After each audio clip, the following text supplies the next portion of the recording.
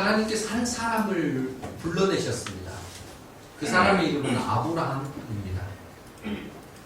저주 아래, 죄 아래 허덕이고 있는 인류를 구원하시기 위해 하나님은 아브라함이라는 한 사람을 불러내셨습니다. 아담으로부터 온 인류에게 더 씌워진 그 죄악의 구렁텅이에서 우리를 구원하시기 위해 그 구원의 시작점에서 아브라함을 부르신 겁니다. 아브라함의 자손에서 예수 그리스도가 태어나셨습니다. 그 예수 그리스도께서 온 인류를 위해 십자가에서 죽으시고 우리의 죄를 대속해 주셨습니다. 구원의 시작이 아브라함에서부터 되었다면 그의 자손인 예수 그리스도에서 완성되었습니다. 하나님께서는 한 사람과의 그 언약을 신실하게 지키셔서 모든 이에게 그 영향력이 끼쳐지게 하셨던 겁니다. 구원의 일을 시작하신 하나님. 구원의 일을 시작하시면서 아브라함에게 복을 주셨습니다. 새로운 땅의 약속, 그리고 자손의 약속, 이 땅에서의 여러 일들에 대한 복들을 허락해 주신 겁니다. 무엇보다도 원죄 가운데서 허덕여야 될 우리를 그 저주 아래에서 구원의 백성으로 하나님의 자녀가 되는 복으로 우리를 바꾸어 주셨다는 겁니다. 우리가 늘 말하는 이 구원, 사실 이 구원은 어디론가부터 우리를 이끌어내는 일입니다. 그 어디론가부터가 중요하죠. 어디입니까? 죄로부터입니다. 사망의 권세로부터 있고 저주 아래에서의 삶입니다. 세상의 법 아래에서 사는 우리를 하나님 그곳에서 부르셨던 거죠. 건져내 주셨습니다. 그 부르심 가운데서 구원이 시작된 겁니다. 아브라함을 그렇게 부르셨고 인류를 그렇게 부르셨고 우리를 그렇게 부르셨습니다. 아브라함을 갈대아 우르에서 이방신을 섬기는 그 자리에서 하나님은 불러내셨습니다. 사실 부름을 받기 전에 아브라함의 눈은 철저히 가려져 있었습니다. 하나님을 부를 수도 없었고 하나님의 음성을 들을 수도 없었습니다. 그런 아브라함을 하나님이 부르셨습니다. 그리고 부르신 것에서 그치는 것이 아니라 그의 눈을 열어주시고 드디어 믿음의 걸음을 걷게 하신 거죠. 그런데 여기서 우리가 잊지 말아야 될 것은 아브라함이 하나님을 찾아간 것이 아니라는 겁니다. 아브라함이 스스로 구원의 길을 걸어간 게 아니라 하나님께서 먼저 오셨고 하나님께서 부르셨고 하나님께서 인도하셨다는 겁니다. 하나님이 찾아와 주셨습니다. 우리에게 믿음이 있어서 찾아오신 것이 아니라 우리가 그럴 만한 자격이 있어서 찾아오신 것이 아니라 우리에게 뭔가 능력이 있어서 찾아오신 게 아니라 그저 죄 가운데서 허덕이고 있는 우리를 불쌍히 여기셔서 하나님이 먼저 오신 것입니다. 구원은 하나님이 먼저 시작하셨습니다. 하나님께서 자신을 드러내신 것이고 하나님께서 말씀하셨습니다. 하나님이 찾아오셨다는 것이 매우 중요합니다. 만약에 구원이 우리로부터 시작이 되었다면 이건 비극일 겁니다. 왜냐하면 우리 스스로는 구원을 이룰 수 없고 우리는 소망이 없으며 우리는 얼마나 자주 넘어지는지 우리는 얼마나 자주 실패하는지 미숙하고 불완전하기 때문입니다. 그럼 우리가 만든 구원이라는 것을 어떻게 붙잡을 수 있겠습니까? 그런데 하나님이 오셨습니다. 하나님이 시작하셨고 하나님이 완성하셨습니다. 그 구원. 그 구원을 이루기 위해 하나님은 수많은 일들을 행하셨습니다. 수많은 사람들을 동원하셨고 사건과 사건들을 만드셨습니다. 그런데 그 모든 일들보다도 가장 최고의 일이라고 친다면 하나밖에 없는 아들 예수 그리스도를 우리에게 보내신 겁니다. 가장 큰 대가를 치르신 겁니다. 세상에 보낸 것도 그렇지만 십자가에서 죽게 하신 사건이죠. 이 모든 것이 하나님 편에서 이루어진 일입니다. 구원은 아브라함을 부르신 사건, 이 아브라함을 부르신 사건에서 시작이 되었다면 예수 그리스도의 십자가 사건에서 완성되었습니다. 부름이 있다면 완성이 되어지는 거죠. 아브라함을 부르신 하나님께서는 그를 구원의 시작점에서 세우십니다. 그런데 세우는 과정을 보면은 얼마나 어그러지고 부족하고 허물이 많은지 모릅니다. 우리 같으면 이 사람을 놀만도 한데 하나님은 놓지 않으시고 여전히 붙잡으십니다. 오히려 연단시키시고 훈련을 시키셔서 믿음의 조상이 되는 데까지 성숙시키시고 성장시키시고, 저는 이런 하나님이 너무너무 좋습니다. 내 허물, 내 부족함이 있다 할지라도 여전히 하나님 안에서 믿음을 가지고 하나님을 부르면 나를 세워주시고 이끌어주시는 그 하나님, 나를 보듬어 주시고 여전히 하나님의 사람, 하나님의 자녀가 되는 대로 도와주시는 그 하나님, 너무나 좋습니다. 그래서 우리는 아브라함이 갔던 그 길, 그 믿음의 길을 따라가야 합니다. 근데 하나님께서 이렇게 역사를 하실 때에 아브라함도 가졌던 한 가지 매우 좋은 특성이 있다는 거죠. 우리는 이 특성을 함께 배워야 합니다. 그게 뭡니까? 실수하고 실패하더라도 그 실패 현장 가운데서 하나님이 말씀하실 때 아브라함이 들을 귀를 항상 열었다는 겁니다.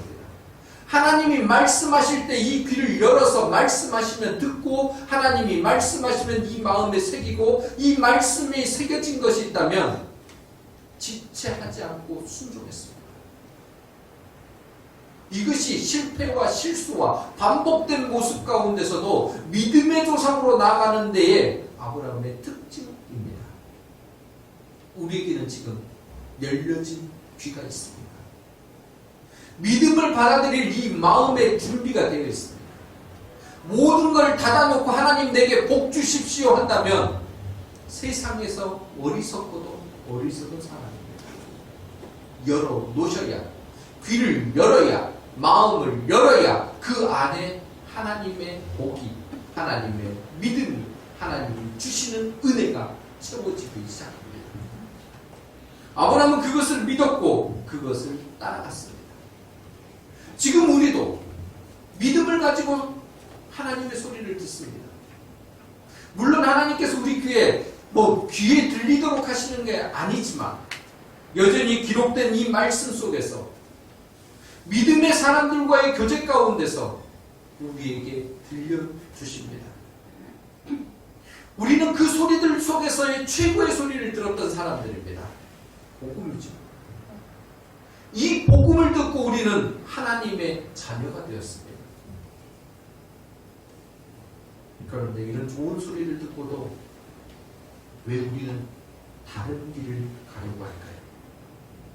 최고의 소리가 우리 안에 머물고 있음에도 불구하고 이 소리에서는 귀를 닫고 오히려 세상이 들려주는 소리에 그 반대의, 하나님의 반대의 소리를 들으면서 자꾸 다른 길로 가려고 할까요?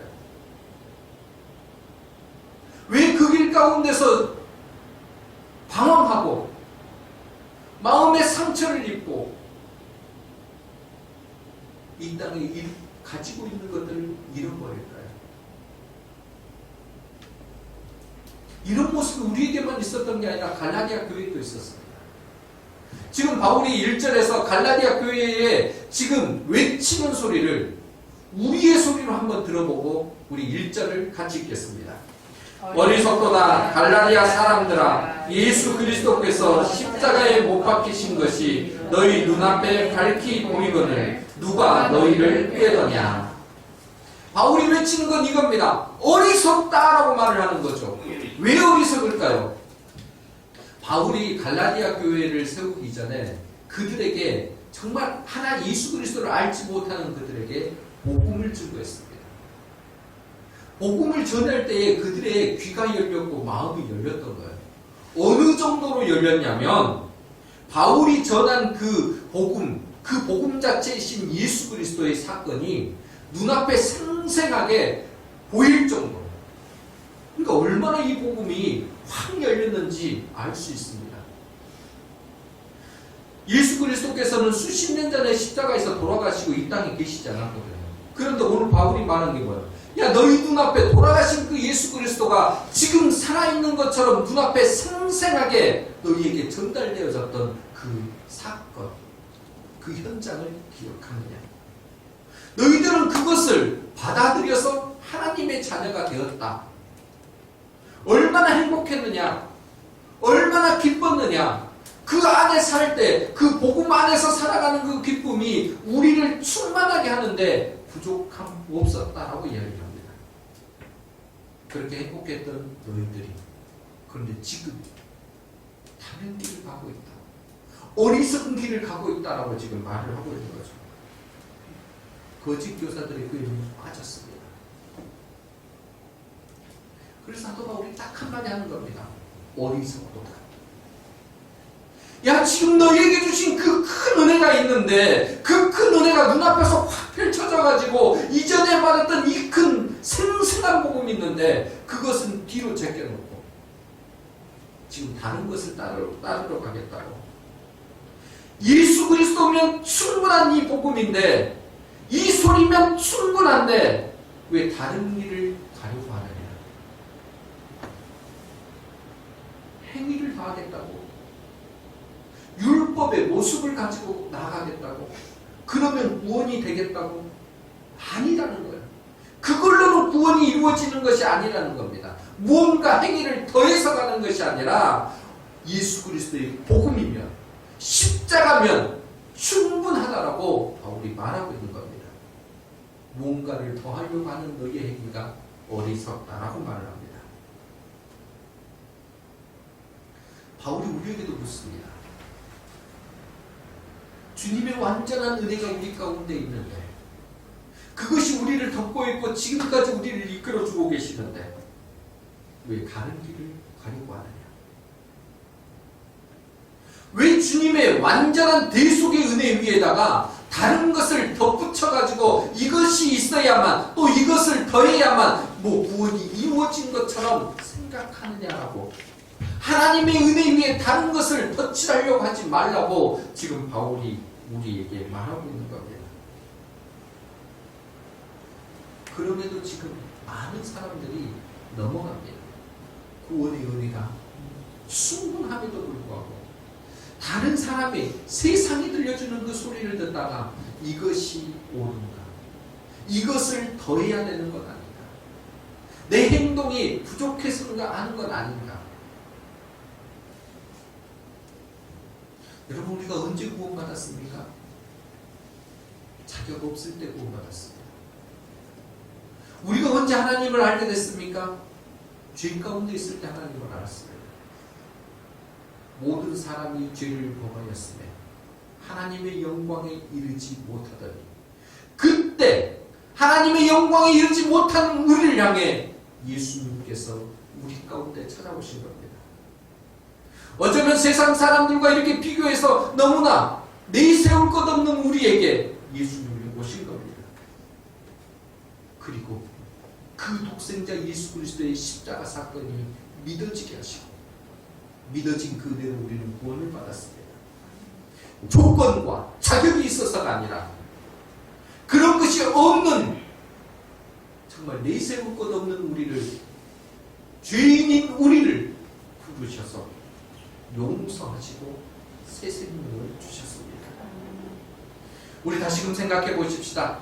내 안에 이 은혜가, 이 구원의 은혜가, 내가 가지고 있는 믿음의 복음이 확실하게 자리를 잡고 있는지, 그 은혜면 충분하다고 말을 하고 있는지, 이 시간 우리 모두에게 이 은혜가 채워지기를 소원합니다. 그럼 우리가 새기고 잊지 말아야 될 믿음의 복이 무엇일까요? 우리가 정말 이 가슴 속에 새겨야 될 그 믿음의 복이 무엇일까요? 구원입니다.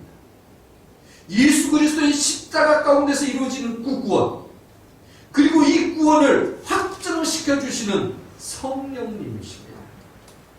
우리는 이 두 가지 은혜의 믿음의 복을 잊지 마셔야 합니다. 우리 2절 말씀을 보십시다. 내가 너희에게 다만 이것을 알려 하노니 너희가 성령을 받은 것이 율법의 행위로냐 혹은 듣고 믿음으로냐. 5절 보십시다. 너희에게 성령을 주시고 너희 가운데서 능력을 행하시는 이의 일이 율법의 행위에서냐 혹은 듣고 믿음에서냐.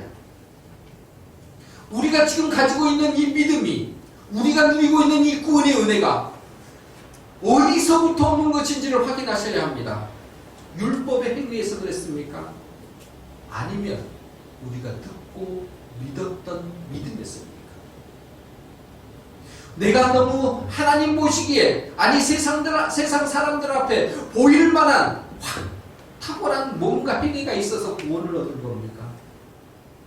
아니면 아무것도 없었지만 딱 한 가지, 하나님이 베풀어 주신 그 믿음을, 그 십자가 사건을 아멘입니다라고 받아들였을 때 우리가 구원의 자녀, 하나님의 자녀가 되었습니다.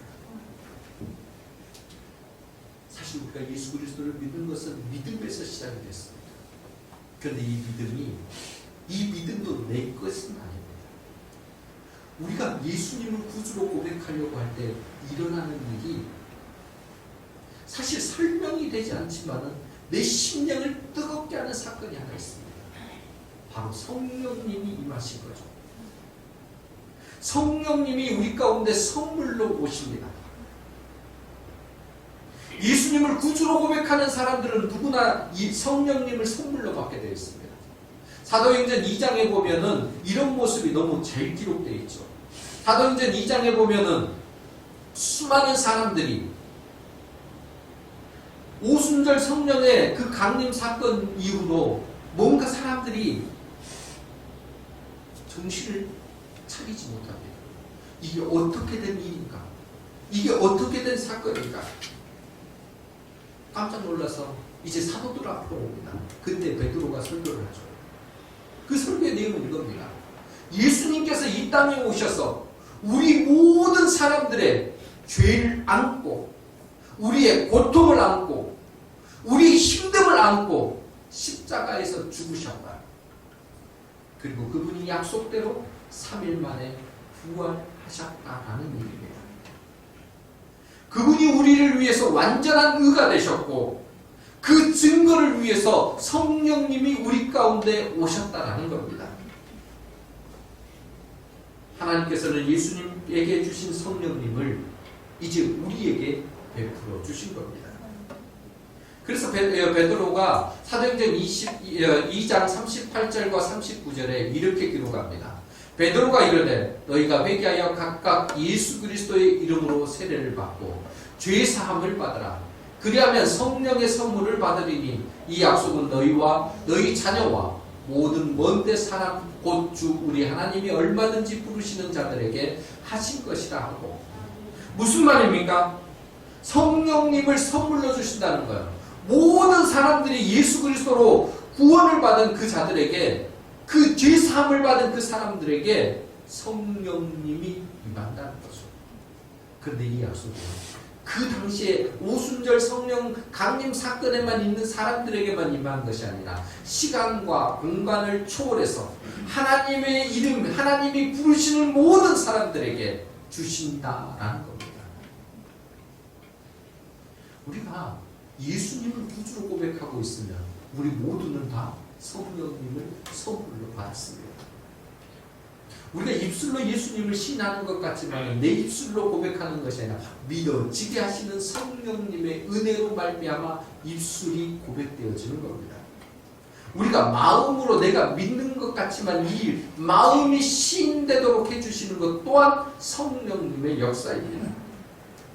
그래서 성령님이 우리 가운데 어떻게 해서 내가 성령님이 계신지를 아니 계신지를 알 수 있을까? 증거가 있습니다. 성령님이 우리 가운데 오셔서 예수 그리스도를 구주로 고백할 때 우리가 무엇이 됩니까? 하나님의 자녀가 됩니다. 하나님의 자녀가 됐을 때는 자녀에게는 누가 계신 거예요? 아버지가, 어머니가 돼, 부모가 계시잖아요. 이토록 우리가 성령님을 통해 예수님을 구주로 고백하고 이제 내가 하나님의 자녀가 되는 순간 우리 입술에서 하나님을 아버지라고, 아버지라고 부르는 놀라운 일이 생겨요. 아무렇게나 그렇게 되어지는 것이 아니라 하나님을 아버지라고 부를 수 있는 영광이 생긴다는 거예요. 그게 성령님이 우리 안에 오셨다라는 증거입니다. 성령님이 우리가 입술을 통해 하나님 아버지라고 부를 수 있도록 도와주셨다는 거죠. 형식적 호칭이 아닙니다.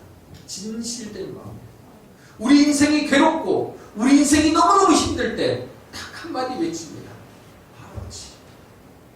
아버지 한마디 외치는 그 말 속에 모든 게 들어있는 거죠. 그만큼 큰 이름을 성령님께서 우리에게 주셨다는 거예요. 그게 증거입니다. 또 성령님이 우리 안에 계시는 건요, 이 내가 사랑하고 좋아하는 그 아버지가 그리워지는 거예요. 보고 싶어지는 거예요. 매일매일 사무치게 또 부르고 만나고 싶은 거예요. 그래서 그 만남을 위해 우리가 뭘 하는 겁니까? 예배를 드리는 거죠.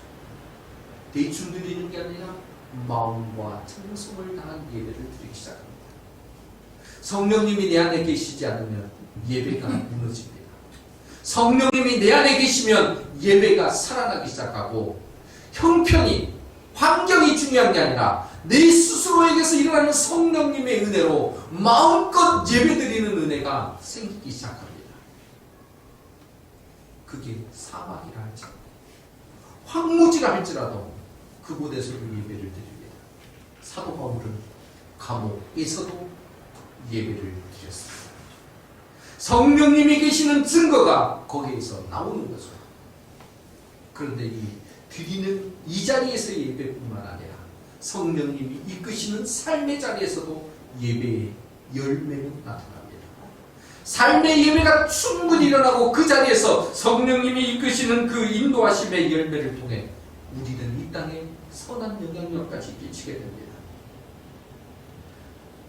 세상에 율법주의적으로 사는 게 아니라, 어쩌면 금욕주의적인 어떤 삶이 아니라 성령님이 인정하시는, 보증해 주시는 그대로 하나님의 약속의 말씀을 붙잡고 사니 그게 기쁨이 되고 감격이 되고 그게 열매로 나타나니 더더욱 감사가 나타나기 시작합니다.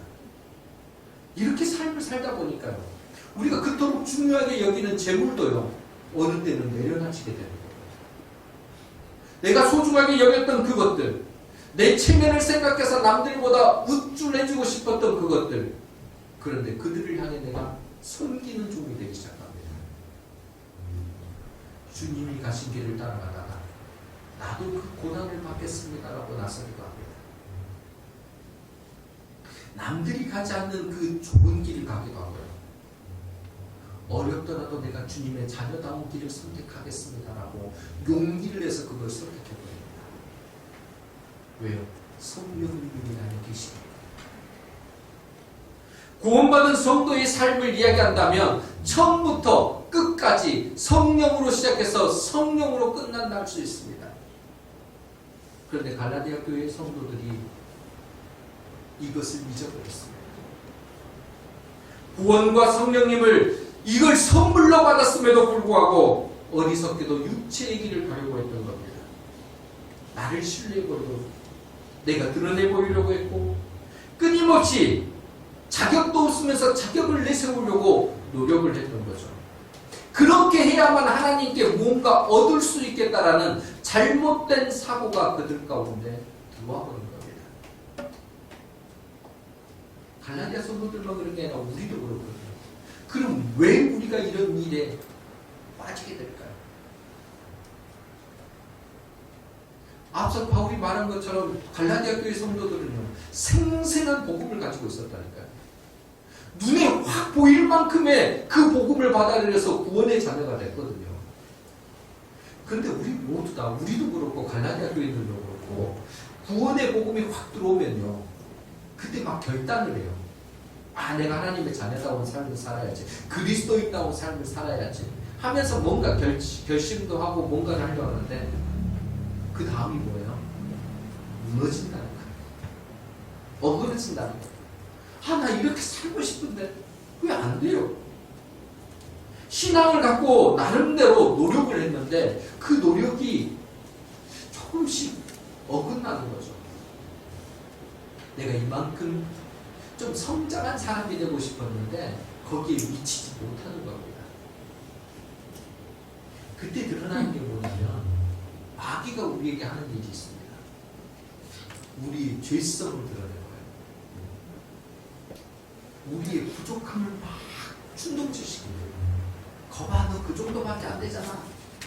너 그 정도밖에 안 되는데 뭐 구원받은 사람이라고. 네가 하나님의 자녀라고. 우리가 받았던 은혜를요, 잊어버리게끔 자꾸 다른 걸로 우리를 참수해요. 괴롭게 합니다. 은혜가 아니면 우리가 나설 수 없는 죄인들이거든요. 우리는 이것을 인정하고 그래서 하나님 은혜면 충분합니다라고 말을 하는데 자꾸 마귀가 나와서 뭐라고 하냐면 야, 은혜 말고 다른 것을 채워야 너 이거 이길 수 있어. 너 이거 말고 율법을 좀 행동을 해봐. 이거 말고 조금 더 행위를 가지고 공덕을 쌓아봐. 자꾸 은혜를 잊어버리라고 해요. 그 은혜를 잊어버리니까 자꾸 나의 허물만 드러나요. 나의 부족만 드러나요. 그래서 이 부족 때문에 뭐예요? 고통스럽다니까요. 자꾸 우리의 생각 속에 율법의 어떤 행동들을 내가 이것을 해야만 하나님께 복을 받을 거라는 그런 생각들로만 우리의 머릿속을 채워버리는 거예요. 행함을 더해서 구원을 받겠다. 행함을 더해서 은혜를 얻겠다. 이것은요, 육체의 길을 가는 거예요. 바울은 그것을 어리석다라고 말을 합니다. 그럼 믿음을 가진 우리는 뭘 해야 되느냐? 우리가 믿음의 복을 누리려면요, 딱 한 가지만 잘하면 됩니다. 내 삶의 모든 것이 하나님의 은혜로 되어진 것이다. 모든 것이 하나님의 은혜에, 그 은혜에는 구원도 포함되어 있고 선물로 오신 이 성령님도 포함되어 있습니다. 이 모든 건 하나님의 은혜입니다. 그 은혜 가운데 내가 살면 변화되는 것은 자동적으로 이루어집니다. 하나님이 베풀어 주시는 복을 받는 거 자연적으로 이루어집니다. 내가 이 땅에 사는 거, 그 은혜들은요, 나를 채우고도 넘칠 만큼 풍성합니다. 우리가 이것을 기억해야 되는 거죠. 그래서 먼저 우리 안에 은혜를 채우는 거, 은혜를 간직하는 거, 그래서 귀를 열어야 되고 마음을 열어야 됩니다. 하나님께 그것을 열면 하나님이 우리 귀에, 우리의 마음에 이 은혜를 풍성히 채워주신다는 거예요. 우리가 이 은혜를 선택하지 않고 자꾸 다른 것을 선택하면 어그러지고 무너지고 또 부셔지는 우리만 발견하게 될 거라는 거예요. 그런데 은혜를 선택하는 방법을 가지십시오. 일상의 삶에서 은혜를 선택하면 어리석은 길이 아닌 복된 길로 가게 됩니다. 조금은 더딘 것 같지만, 믿음이 잘 안 세워지는 것 같지만, 그래도 붙들고 계시는 하나님을 우리가 믿는다면, 그 하나님을 신뢰한다면 끝까지 믿음의 경주를 가야 합니다. 그 길을 잘 갔던 사람이 누굴까요? 아브라함입니다. 하나님께서는 그렇게 갔던 아브라함을 탓하시거나 너는 부족하다 말씀하신 적이 없으십니다. 오히려 그의 믿음을 뭐라고 보신지 아십니까? 의롭다라고 인정하십니다. 오늘 보면 6절입니다. 아브라함이 하나님을 믿음에 그것을 그에게 의로 정하셨다 함과 같으니라. 아브라함이 하나님을 믿음에 하나님께서 그것을 의로 정하셨습니다. 창세기 15장의 말씀입니다. 하나님께서 아브라함에게 나타나셔서 하늘의 무뼈를 보면서 약속하시죠. 야, 내가 너에게 자손이 이와 같이 많게 만들어 줄게. 내가 이 땅의 소유를 너에게 허락해 줄게. 그때 당시 아브라함에게는 자손이 없었고 땅 한 편 가진 게 없었습니다. 그런데 아브라함이 그렇게 해주실 하나님의 약속을 믿어버렸습니다. 그래, 하나님의 말씀이니 이루어질 거야. 나는 이 언약의 말씀을 믿어 붙잡습니다. 그런데 그때 하나님께서 그것을 의로 여기셨다. 아브라함이 어떤 할례를 통해서 믿음의 행위를 보인 거 아닙니다. 아브라함이 율법을 행동한 것도 아닙니다. 아브라함이 하나님 앞에 뭔가 잘 보이기 위해서 재롱을 피운 것도 아닙니다. 아무것도 하지 않고 딱 한 가지 말씀하시니 그 말씀대로 이루어질 것입니다라고 확신하고 받아들였다는 거예요. 그때부터 그의 믿음이 달라지기 시작한 거고 그에게 바른 믿음을 갈 수 있도록 하나님께서 이끌어 가셨습니다. 우리가 언약을 믿을 때, 약속의 말씀을 믿을 때, 하나님의 약속의 말씀을 신실하게 붙잡을 때 하나님은 우리를 향해 말씀하십니다. 의롭다. 내가 너의 믿음을 받아주노라. 7절 말씀에도 그렇게 말씀하죠. 그런즉 믿음으로 말미암은 자들은 아브라함의 자손인 줄 알지어다. 우리가 믿음을 받아들였을 때, 믿음으로 살아갈 때 할례를 행해서 율법을 행해서 유대인이 되어서 그렇게 돼서 믿음의 그 단열에 들어서는 것이 아니라 아브라함의 자손, 믿음의 자손이 되기 위해서는 딱 한 가지 했다라는 거예요. 믿음을 믿을 때. 믿음으로만 우리의 그 모습이, 우리의 신분이 달라지게 되어 있습니다. 믿음을 믿을 때 언약의 백성이 되는 것이고, 믿음을 받아들일 때 하나님의 자녀가 됩니다. 우리는 이렇게 공로 없이 구원을 얻었습니다. 지금도 이 은혜는 우리에게 여전히 유효하고 이 믿음을 가진 사람들을 통해 하나님께서는 선한 영향력을 끼치고 계십니다. 하나님의 믿음을 우리가 드러낼 때요, 나 하나님을 믿습니다, 이 믿음을 붙잡고 살아가는 사람들에게요, 하나님께서는 그들을 통해 다른 사람도 이 믿음을 얻도록 복을 허락해 주신다는 거죠.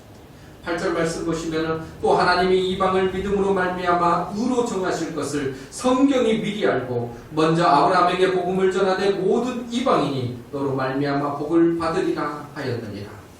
아브라함 그 한 사람을 의롭게 하셔가지고 유대인들에게, 이스라엘 백성들에게 또 은혜를 베풀어 주셨지만 예수 그리스도를 통해 모든 백성들에게 지금 예수 그리스도를 믿는 우리 모두에게 구원의 은혜를 베푸시는 선한 영향력을 끼쳐주셨다는 겁니다. 아브라함 한 사람을 통해 이 일을 행하셨지만 이제 그 바톤을 우리 모두에게 주셨습니다. 누구든지 아브라함처럼 믿기만 하면 구원을 얻을 뿐만 아니라 믿음의 복을 누릴 뿐만 아니라 그것에 선한 영향력마저 끼칠 수 있는 복을 누리게 됩니다. 사랑하는 성도 여러분, 하나님께서 인정하시는 믿음의 복을 소유하고 계십니다. 그렇다면 그 복을 소유하고 있는지 아닌지 우리 스스로를 지금 돌아보십시다. 아브라함처럼 굴곡이 있지만 믿음의 귀를 열어주시고 마음의 문을 열어놓고 그 들려주신 말씀을 따라가고 내 마음 가운데 하나님의 은혜의 말씀들을 채워가십시오. 단순히 그냥 말씀을 읽었다가 아니라 말씀이 삶이 되도록 그 말씀을 붙잡고 살아가는 우리 모두가 되기를 소원합니다. 갈라디아 사람들처럼 세상의 방식을 따라 내게 있는 것, 내가 했던 것, 할 수 있는 것들을 생각하지 마시고 하나님께서 우리에게 원하시는 것, 아브라함이 했던 것처럼 세상의 그 어떤 것보다도 하나님만을 바라보았던 믿음, 약속하시면 반드시 이루어 주실 것을 그 약속을 확신하고 붙잡았던 믿음, 그 믿음을 아브라함처럼 붙잡고 나아가십시다. 그럴 때 우리에게 주신 구원의 은혜를 더욱 풍성하게 해주실 뿐만 아니라 성령님께서 인도해 주시고 채워주시는 하나님의 은혜가 우리의 삶의 자리에서 더욱 도드라지게 나타날 것입니다. 우리 모두 하나님께서 주시는 믿음의 복을 넉넉히 누려가시기를 주님의 이름으로 간절히 부탁드립니다. 그 결단 가운데 우리 구절 말씀을 읽으면서 하나님, 이 말씀이 내게 풍성히 임하게 도와주십시오. 우리 결단하면서 구절 말씀을 같이 읽습니다. 그러므로 믿음으로 말미암은 자는 믿음이 있는 아브라함과 함께 복을 받는다.